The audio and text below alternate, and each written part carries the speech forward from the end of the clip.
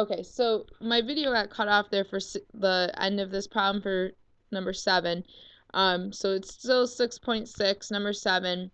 I have I to the 40th. I was trying to rewrite it so that it was one of those original 4 powers of I. So I rewrote I squared, or I to the 40th, as I squared raised to the 20th, because then when you multiply these, it's still equivalent. 2 times 20 gives me 40, so these are still equivalent. I then replace my I to the 2nd with -1. -1 raised to an even power has to become 1. So that's it for that one. Complex number down here at the bottom is just any number in A plus BI form. So A plus BI form. A and B, or A is the real number, and then the BI is the imaginary part. So A plus BI, this would be the real number, this is the imaginary part of it. On the next page, these are different types of problems that you might see on a homework, not so much on the test, but more on the homework. For example 8, we have to find x and y if 3x plus 4i equals 12 plus 8yi. So the important thing that you need to know here is the rule up here. It's saying that if 2 complex numbers are equal, then that must mean that the real part of the number, the a and the c, are equal, and the imaginary parts are equal. So b and d would have to be equal.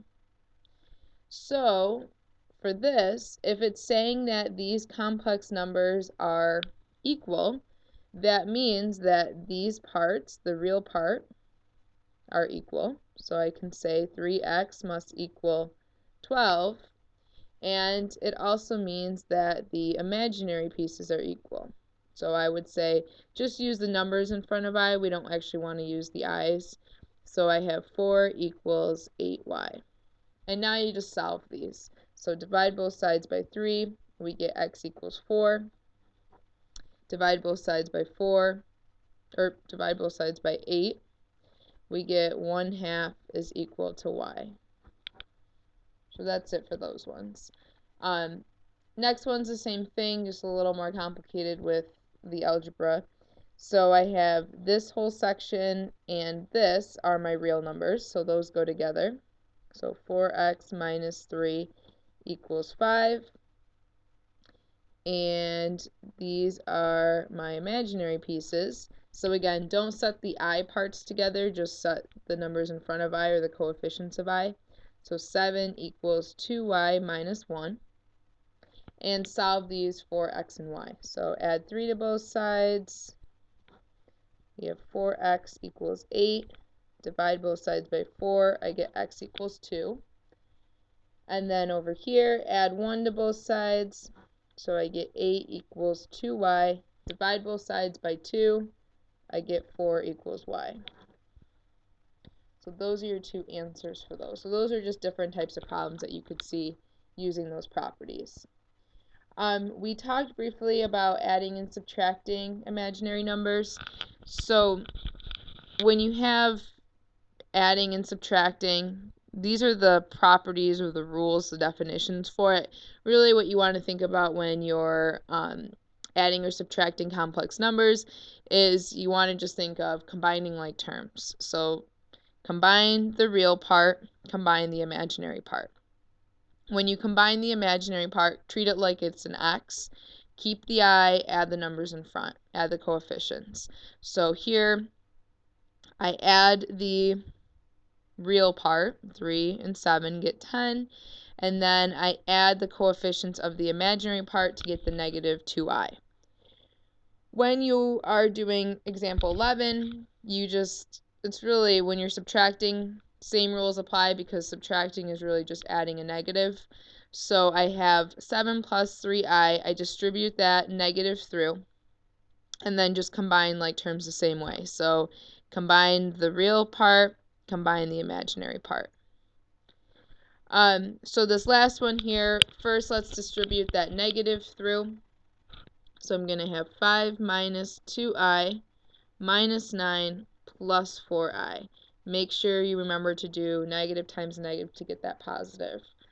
So then what you want to do, combine your like terms. So I have my real numbers, so I'm going to get -4. 5 minus 9 gives me -4. And then I have the imaginary pieces, so that's going to become just plus 2i. And your answers, you want to make sure your answers are in a plus bi form. So this is a plus bi form. Even if it's the minus, it's still a plus bi form because it's like adding a negative. Then we talked about multiplication. So we did one example together with multiplication. So again, very similar process, thinking of it as like an x. So let's try another example here. The rule for multiplication that you do need to remember before I go into an example is that I squared equals -1. This is going to come up because you're going to multiply I times I. You're going to get I squared, and you're going to want to make sure that you reduce it down to -1. So when I look at example 14, I'm going to FOIL that or distribute that 2i through. So 2 times 4 is going to give me 8. So I'm really treating that I just like I would an x. And then I have 2i minus 6i. So multiply the 2 and the -6 gives me -12. And then you're going to have an I squared. Whenever you have an I squared, you don't want to just leave it because you can reduce that. So this is going to be 8i minus 12. And then I'm going to replace I squared with a -1. So then this really becomes 8i plus 12. So that would be not in a plus bi form. So to just make it in a plus bi form, you just have to flip it. So it would just be 12 plus the 8i. Just to make it in a plus bi form. Then I look at this next one here. Same idea. Again, remember, whenever you see this, when you see 3 plus 5i all being squared, don't think of it as I can distribute that square through because it's a plus. So you have to think of this as you're going to need to FOIL because it's really a binomial times a binomial. So FOIL it out. Multiply the first terms. I get 9. Then I have 3 plus 5i gives me 15i. Then I have those, 15i again. And then the last terms, plus 25i squared.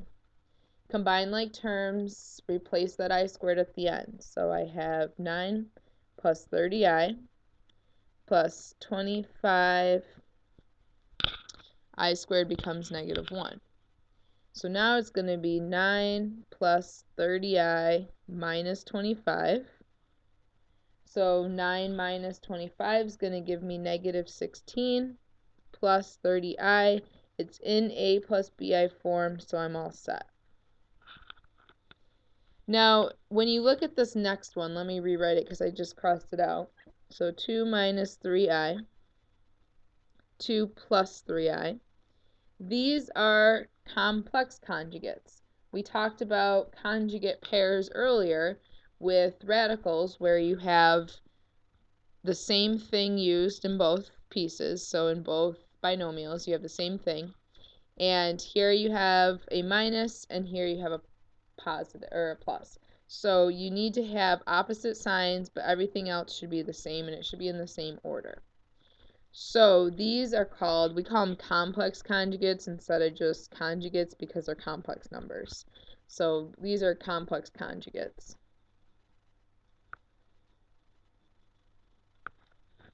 So complex conjugates.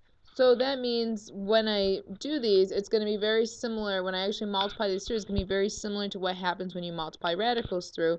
When you multiply when you multiply conjugate radicals, those cancel out. The radicals cancel out. Same thing's going to happen here. When I multiply complex conjugate pairs, the complex numbers are going to cancel out, and you're just going to get a regular whole number. Or a regular number. It doesn't necessarily have to be a whole number. So let's actually multiply these out and just verify that that happens. So 2 times 2 is going to give me 4. Then I'm going to have plus 6i Then I'm going to have minus 6i, so you can already see that these middle terms will always cancel because one's a plus, one's a minus. And then you're going to have minus 9i squared. I didn't need to put that in parentheses. So then I have these cancel. This is going to become minus 9. The I squared, I already wanted to substitute that negative 1 in. So you didn't really need those parentheses up top. But I have the minus 1 going in for I squared, which really is going to make this 4 plus 9, which would give me 13. So if you look, there's this rule down at the bottom here that's always true for complex conjugates. So if you have two complex conjugates, it's the same thing as just saying do a squared, so whatever the real number is, so a squared is 4, and then square whatever b is. B is the number in front of I, so squaring b would give me 9, and then add them together. So 4 plus 9 gives me 13. So that's the shortcut.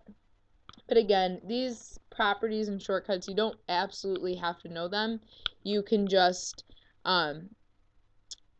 use them to help you make things quicker, but it's fine for you to just go through and actually do the problem and simplify it. But this is just a shortcut.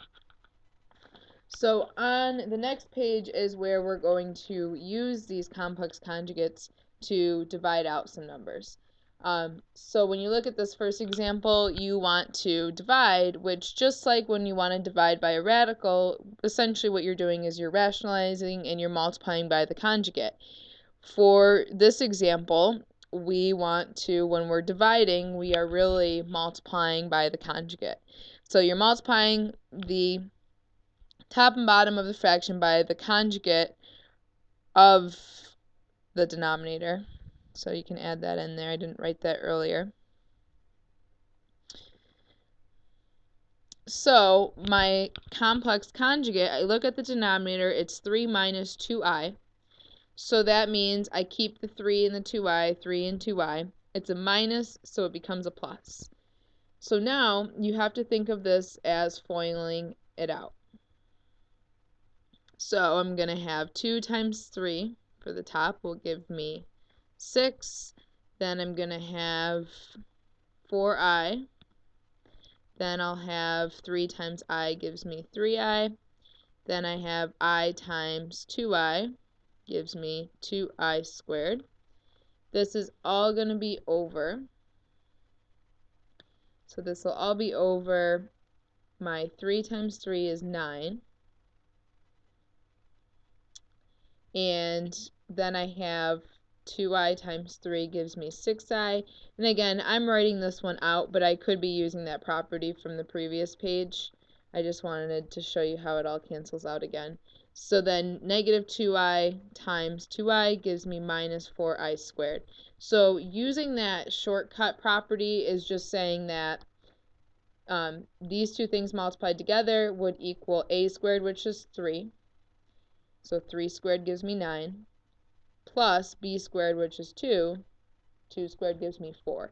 So this is going to equal 9 plus 4, which is going to be 13 in the denominator. So that's what I'm looking for this to simplify to. So those cancel.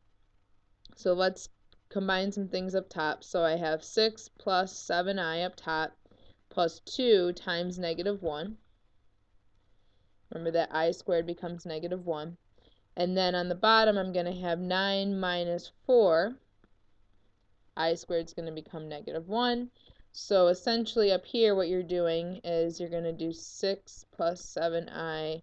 This is going to become a minus 2. Down below, it's going to be 9 plus 4. And then up top, it's going to end up reducing to 4 plus 7i, all over 13. And then to finish this up and to write it as a plus bi form, you should really break it up. It's not really a huge deal. If you leave it like this is fine. But a plus bi form would be break it up as 4 over 13 as your a, plus 7 over 13i. So this would be your b, this is your a, so it's in a plus bi form. Remember, when you break this up, you have to make sure that that denominator goes with each piece because it's addition in between the top terms.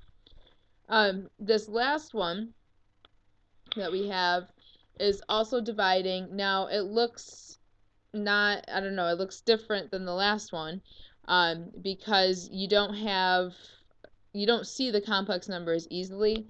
But remember, if you have I is really the same thing as saying 0 plus I.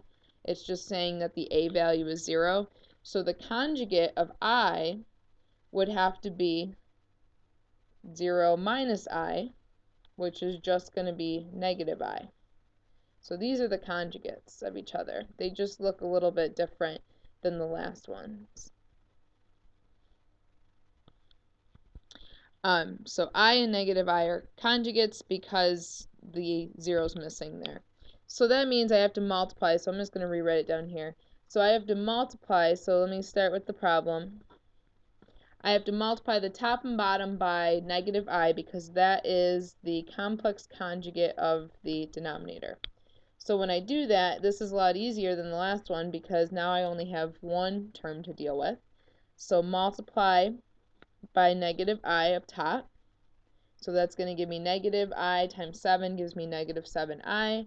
Negative times negative gives me positive 4I squared. And then on the bottom, I'm going to end up with a negative I squared. So now I want to replace my I squareds with negative 1. So I have negative 7I plus 4 times negative 1 over negative times negative 1. Make sure you keep that negative out in front of I squared. So it looks like this. And then what you're going to end up with is negative 7I minus 4. And on the bottom, it's really going to become plus 1. So then all I need to do is rewrite this so that it's in A plus BI form. The 1 in the denominator I can get rid of since anything over 1 is just what you started with. This negative 4 is going to come out in front, and then it's going to be minus 7 afterward, just so that it's in A plus BI form. And that would be it for Chapter 6.